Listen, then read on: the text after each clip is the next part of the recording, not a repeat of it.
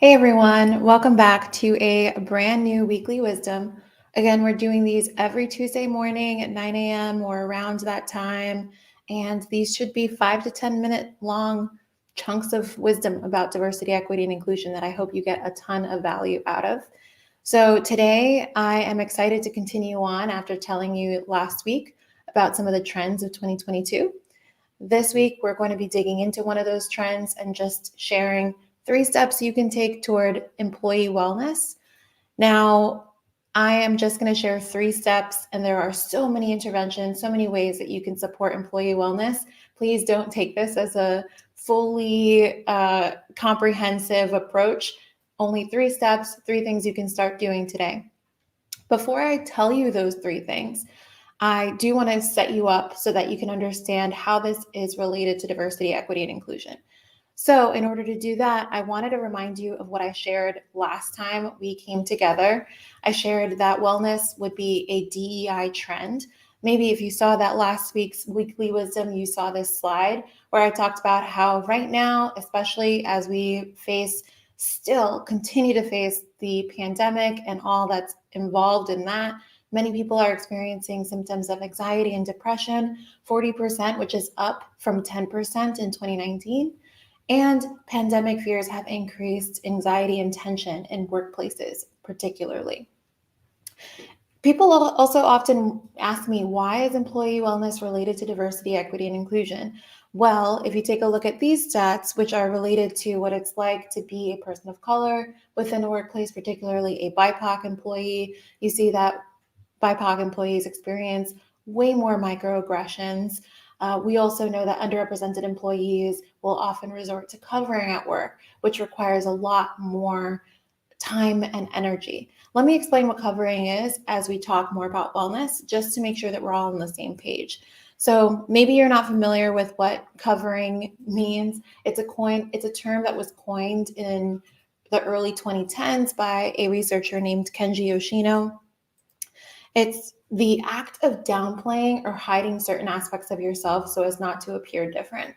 And this might not seem like it's related at all to wellness, but can you imagine how much energy, time, and just draining emotions it must take to shift and change parts of yourself for others?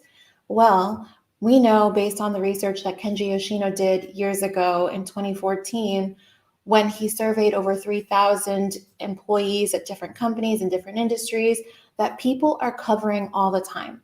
In fact, people of color and those who are underrepresented generally within workplaces are covering quite often. Here are some of the staggering statistics. So he discovered that those who were covering more often, LGBTQ plus individuals within workplaces, Black people within workplaces, women, Latinx, Asian, and then there was also some covering that white people were doing within workplaces. But as you can see, it's way more pronounced when you are underrepresented within a workplace. And so it's important that we talk about this within the context of employee wellness, because it's not always the case that we'll talk about how DEI and how experiences of identity are connected to the ways that we might feel at work and the ways that our wellness might be threatened by our experiences at work. So just trying to set the stage for you here as you think through your role within diversity, equity, and inclusion in supporting wellness. And I think it's important to really hammer home these stats around covering just to make sure that you're fully aware of them. So 66% of those that were surveyed in that original 2014 research, they said that covering significantly undermines their sense of self. 51% perceived a pressure to cover affecting their view of opportunities. And then 50% said covering diminished their sense of commitment, which is not what you want within a workplace, right? We know that belonging is something that we aspire toward really creating a sense of as diversity, equity, and inclusion practitioners. And these stats do not help us do that at all. So again, this is just to help emphasize the need to really pay attention to employee wellness and to consider it part of your work when you're creating a space that is inclusive, that drives a sense of belonging. Now, unfortunately, a lot of times when we have conversations about wellness with our colleagues at work or with our direct reports as managers and people leaders, we have this exchange. How are you? I'm fine. And then that's the end of it.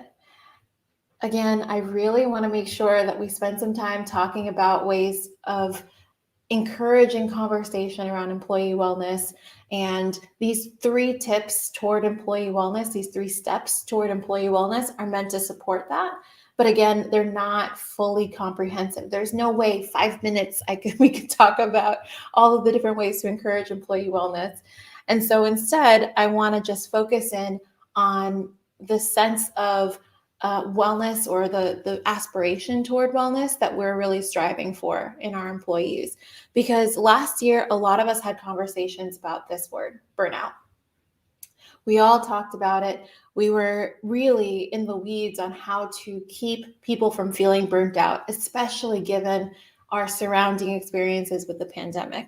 But I want to emphasize that burnout is an extreme. Many people were feeling that way, but when we weren't feeling burnt out, many people were feeling a sense of languishing. Maybe you've heard this term before. Here's the definition for you. It's a sense of stagnation and emptiness. We don't want burnout. We also don't want languishing, which is kind of a step behind that. This definition comes from Adam Grant, who wrote an article about languishing and how to move forward beyond it. He also did a TED Talk all about it, which I highly encourage you to watch. Again, it's called It's All About Languishing. So it's about reaching flow and moving beyond languishing. I'm going to use this TED Talk as the basis for the 3 steps that I'm going to give you. Again, non-comprehensive, but hopefully helpful today for you to take on some employee wellness starting today. Here were the 3 things that Adam Grant emphasized when talking about moving from languishing to flow. And I encourage you to watch the 15-minute or so video to learn more about his research and the approach that he took as an individual to move from languishing into flow. I'm just using this as inspiration to give you 3 steps that you can take toward creating employee wellness within your workplace. Mastery, mindfulness, and mattering were what he found to be what would take an individual from languishing to flow. And I think there's some parallels here for you as a company leader or as a people leader. And I think we can take these 3 things and turn them into 3 steps toward employee wellness. So let's talk about that. The first step that I want to really emphasize is this sense of mastery. So let's dig into that. When thinking about mastery, we'll want to provide role clarity for our employees. We'll want to make sure that we answer these questions in a way that suits our desire to create that sense of role clarity. So here are some questions you can ask yourself as a people leader. Do my employees know what's expected of them? Do they know what success looks like? Do they know where they need to improve? And do they have the tools needed to do their jobs well? Again, these are important for you to consider because we know that when someone does not feel that they can master their jobs, it can contribute to a sense of burnout or to a sense of languishing. And this is a great reminder for us that role clarity is very important as leaders. And often the number 1 cited reason for people burning out is that they don't know what it takes to be successful in their workplace, or they don't know if they're being successful, or if they can improve and reach the goals that have been set forth for them. If you can do this, you can take that next step toward building a sense of wellness and a sense of belonging and a sense of I can do this from your employees, a motivation behind that.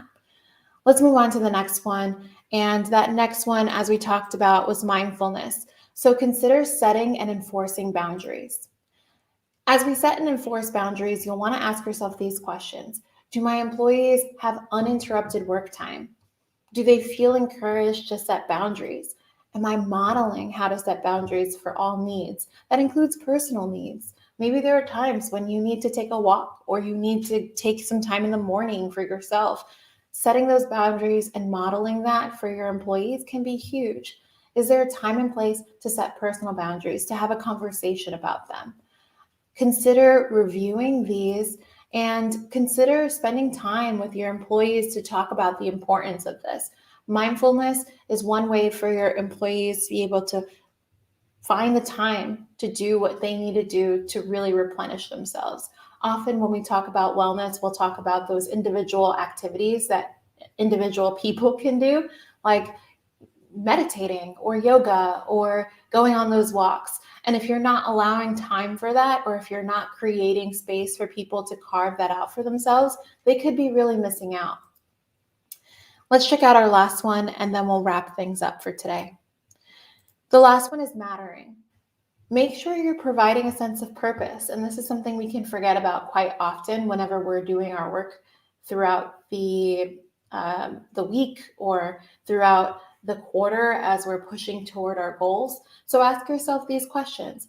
Do my employees understand the vision and mission? Do they feel a connection to the vision and mission? Do they know how what they do fits in?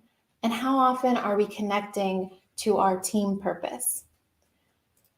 My hope is that these 3 things are really helpful to you. I imagine that there has been just a lot coming at you around employee wellness. And now that we're starting a brand new year, I hope that you're feeling even more inspired to really lean into this. And again, I encourage you to consider watching the TED Talk. It's worth the time, and it speaks of moving toward flow for the individual, but maybe it's a great way to feel inspired to do that for yourself and for your team. All right, and with that, that is this week's Weekly Wisdom. I hope you enjoyed it. If you want to learn more about us at Seen at Work, you can follow us or find us at seenatwork.com on our website. You can also schedule a consultation to learn more about how we can support you in your workplace. We do a whole host of things, as you can imagine, to support diversity, equity, and inclusion within workplaces across industries and sizes. You can set up a consultation at seenatwork.com/consultation. And with that, thank you, everyone. We'll talk soon.